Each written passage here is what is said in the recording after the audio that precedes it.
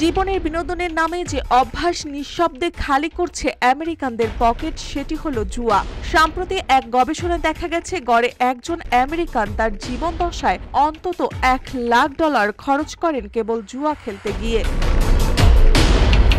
এই খরচ শুধু ক্যাসিনো বা লটারি টিকিটেই সীমাবদ্ধ নয়, অনলাইন স্পোর্টস বেটিং, মোবাইল অ্যাপের মাধ্যমে গেমিফাইড বাজি, এমনকি ছোট ছোট লটারিও মিলিয়ে একসময় তৈরি করছে বিশাল অঙ্কের ব্যয়। পরিসংখ্যান বলছে গত বছরেই প্রায় 60% আমেরিকান অন্তত একবার জুয়া খেলেছেন।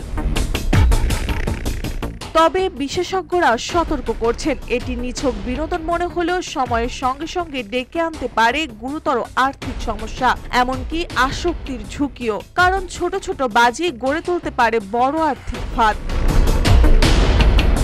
তাদের পরামর্শ, জুয়াকে বিনোদন হিসেবে নিলেও খরচের ক্ষেত্রে সীমা নির্ধারণ থাকা জরুরি, নইলে এই নীরব অভ্যাস একদিন কেড়ে নিতে পারে আর্থিক স্থিতি।